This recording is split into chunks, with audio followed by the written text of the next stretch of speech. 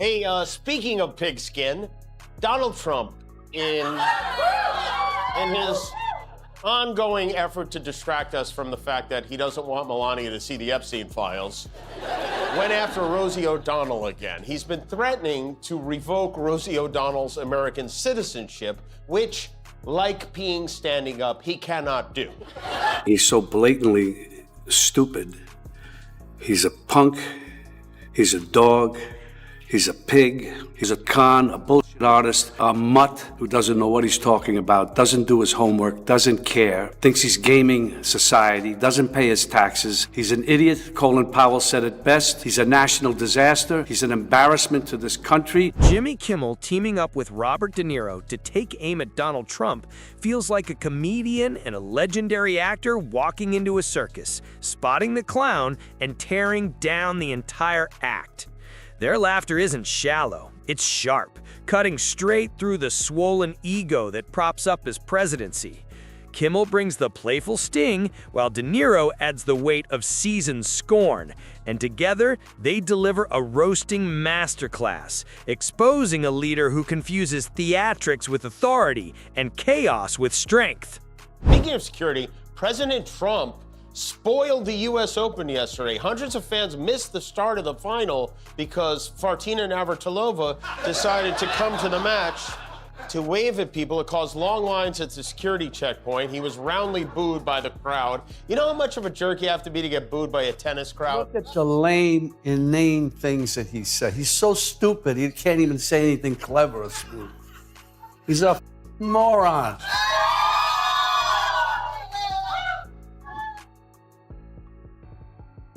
But he's a scary one. And in all seriousness, and we know it here, people have to get out and vote and vote and vote and vote. If you're enjoying this video, don't forget to subscribe to the channel and hit the bell icon. Kimmel wastes no time skewering the president's obsession with validation, pointing out that every move feels less about policy and more about applause. It's as if Trump treats the White House like his personal green room, waiting for a laugh track after every blunder. He can't walk past a mirror without imagining it clapping for him, and Kimmel turns that vanity into the punchline of every joke. Nothing hits harder than mocking a man who craves admiration but ends up getting memes instead. I'd like to remind you, this is a post from the President of the United States. He wrote, as previously mentioned, we are giving serious thought to taking away Rosie's citizenship. She is not a great American and is, in my opinion, incapable of being so. Here's the thing, whenever he's spitting out, he goes back to Rosie. That's his safe space. He zeroes out. Calling her fat is what makes him comfortable. Meanwhile, she's about half his weight now. Then comes De Niro, whose disdain doesn't rely on setups or clever wordplay. It's raw, blunt, and fueled by a lifetime of watching men like Trump strut without substance. He cuts through the facade like a seasoned chef carving into a cheap steak. To De Niro, Trump isn't just embarrassing, he's exhausting. The political equivalent of a bad sequel that somehow keeps getting funded.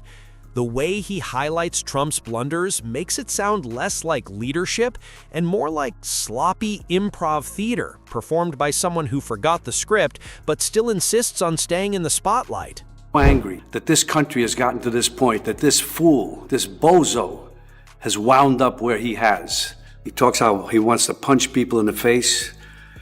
Well, I'd like to punch him in the face. This is somebody that we want for president? I don't think so. What I care about is the direction of this country. And what I'm very, very worried about is that it might go in the wrong direction with someone like Donald Trump. If you care about your future, vote for it. Together, they shine a spotlight on the sheer absurdity of Trump's presidential performances. From self-congratulatory rallies where facts are optional to rambling press conferences that play like open mic nights for conspiracy theories. Nothing escapes their ridicule. Kimmel notes how the president's speeches often wander like a relative who won't stop talking at Thanksgiving, while De Niro likens him to a method actor trapped in the role of a loud billionaire who never managed to break character. The photo. This photo he posted looks really more like him than her. Rosie O'Donnell. How can someone so old be so childish? It's Benjamin can't button his pants. You know, we talk about how much time Trump wastes playing golf. He seems to be spending a lot more time posting dumb AI videos lately. Our governor, Gavin Newsom, has been roasting him online, and so now Trump is doubling up. The comedy lands even harder because every punchline is anchored in truth. When De Niro jokes about Trump's constant need to crown himself the best at everything, it exposes the insecurity of a man terrified that history will remember him as second-rate. De Niro drives it home by reminding everyone that real power doesn't need to boast, it proves itself. Trump, by contrast, is like a magician, insisting he's pulled a rabbit from the hat while the hat sits empty and the rabbit bolted years ago. America's Philistine president has had himself appointed head of one of our premier cultural institutions. He has cut funding and support to the arts, humanities, and education. And now he has announced a 100% tariff on films produced outside the U.S. Let that sink in for a minute. You can't put a price on creativity, but apparently you can put a tariff on it. Of course, this is unacceptable. All these attacks are unacceptable. And this isn't just an American problem.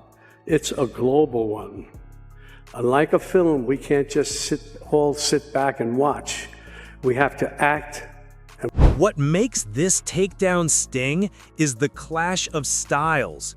Kimmel's playful irony meets De Niro's volcanic disdain. Together, they span the full spectrum of ridicule, turning Trump into a man cornered not by scandal or policy, but by laughter. Nothing threatens his image more than becoming a recurring punchline, and they lock him into that role. Kimmel mocks Trump's obsession with ratings, comparing his fixation on crowd sizes to a washed-up sitcom star who can't accept cancellation. De Niro doubles down, mocking his inflated statistics as balloons ready to burst. It isn't leadership, they suggest. It's marketing gone wrong, a salesman peddling cheap packaging. Then comes the money trail. Kimmel skewers Trump's shaky financial record, while De Niro reminds everyone that only in Trump's America could failure be rebranded as brilliance. Every casino collapse, every lawsuit, every desperate cover-up becomes fuel for their fire, stripping away the glitter to reveal the hollow reality beneath. I am totally dumbfounded, baffled by that. I can't understand it. And it's a thing that we've seen over decades and decades. And he's a what's it, Tammy Faye and the other one. Yes. It's the same thing, give us your money, we're going to save you. Yeah, televangelist. It's just the same thing. And it's so obvious. I just don't understand people could buy it. I just don't know. It's all an act in a certain way. It's all out of insecurity. He's deeply, deeply insecure. He is a malignant narcissist. He's a socio-psychopath. The roast doesn't stop at money. It tears into the culture Trump creates. Kimmel mocks his obsession with loyalty, comparing it to a magician desperate for applause, terrified silence will expose the trick. De Niro cuts deeper, calling it the behavior of a weak man who mistakes fear for respect, reminding us true leaders earn devotion, they don't bully it. Crises provide endless fodder. Kimmel highlights Trump's chaotic responses that turn disasters into self-promotion, while De Niro frames them as not just embarrassing, but dangerous. A presidency treating emergencies like improv, while the nation waits for competence. Foreign policy becomes another target. Kimmel paints it as schoolyard antics with allies treated like frenemies and adversaries like reality show co-stars, while De Niro, weary from experience, notes that world leaders aren't dazzled by showmanship. They're watching American credibility crumble with grim amusement. Hockey fans will boo a baby wearing the wrong jersey. Tennis fans, if they're booing, you deserve it. Trump sat in the Rolex booth. Anything with a crown is like catnip to him. He can't resist. And once again, all eyes were on his hands. Trump's right hand is again plastered with some kind of putty. Between his face, his neck, and his hand, his skin has more colors than a Sherwin-Williams store right now. Let's look at that hand because it's Kimmel jabs at Trump's contradictions, mocking how he shifts positions like a bad actor fumbling lines. De Niro drives it home, calling the whole act shallow. A presidency obsessed with optics, not outcomes. It's incompetence wrapped in inconsistency, the absurdity of promises that end in chaos. Even Trump's family isn't spared. Kimmel likens the White House to a reality show spin-off, where every relative gets a cameo, while De Niro compares it to a mob family without the competence. Everyone's scrambling for power but clueless about how to use it. The brilliance of their tag team roast is how it exposes the fragile core beneath the bravado. Trump projects himself as unshakable and larger than life, yet every joke reveals a man riddled with insecurity, forever chasing respect that slips further away the more he demands it. Together, they strip the persona bare, leaving only the hollow man behind. It's so frightening and scary, and he's dangerous. We got to get rid of him. Do you ever? And shame on those Republicans that don't have the nerve, the balls to go after him. What do they tell their kids? What do they tell their grandkids later when it's written in history books what their role is and what they did, and they allowed him to do this. He's an outright criminal. And while the comedy is ruthless, it carries a deeper message. Power doesn't shield you from ridicule. No matter how much control Trump claims or adoration he demands, he can't escape becoming the punchline when his actions are this absurd. Kimmel and De Niro wield that truth like a weapon, proving Trump's legacy won't be policy, but punchlines. At this point, it's less a roast than an autopsy of ego. Kimmel turns him into late night's favorite piñata, while De Niro delivers the eulogies of credibility. History won't just remember Trump as divisive, but as unintentionally hilarious man who tried to be the hero of American greatness, but ended up comedy's favorite extra. The sting of their takedown lies in its ease. They don't need scandals or setups. Just pointing at the daily spectacle is enough. The buffoonery speaks louder than the bravado, and that's where the comedy bites. Wit exposing the absurdity of a leader desperate to be larger than life, yet constantly tripping over his own shadow. One tenacious photographer got a photo where he appears to be chewing on either a mint or possibly maybe a certain little blue pill. I don't know which. All I know is after he swallowed it, Melania changed seats. So. On Saturday, Francis Ford Coppola posted this AI-generated image of himself to celebrate his invasion of Chicago. Someone made this and called it Chipocalypse Now with the caption, "I love the smell of deportations in the morning." This is normal, right? Both sides do this. So you remember when Obama declared war? Kimmel thrives on contradictions, mocking how Trump calls himself strong, yet unravels over simple jokes. It's the irony of a man desperate to seem unshakable, but fragile as porcelain when faced with satire. De Niro amplifies it, framing him as someone who never grew past the schoolyard, still craving the validation of being picked first. The laughter isn't just at Trump, but at the theater of insecurity he performs daily. What makes the roast lasting is how it flips his supposed strengths into weaknesses. Confidence becomes hubris, bluntness turns into parody, and obsession with ratings morphs into irrelevance. Kimmel twists his image into that of a stage actor screaming for applause as the audience walks out, while De Niro darkens it further, describing a hollow presidency defined not by results, but by endless performance.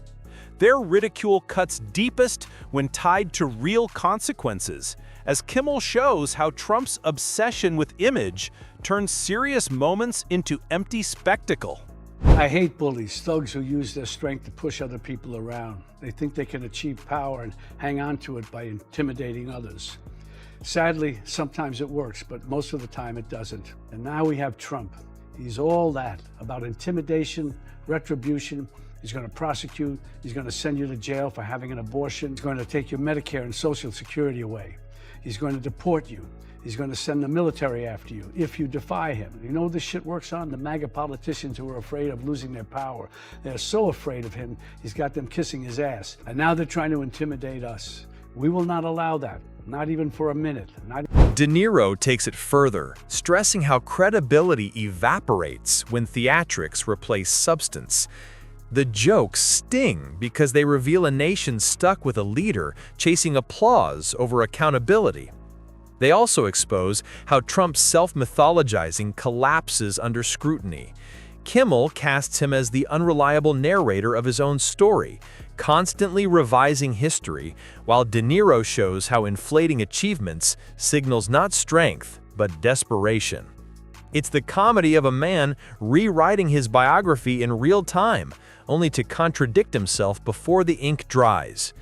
What remains is the sheer farce.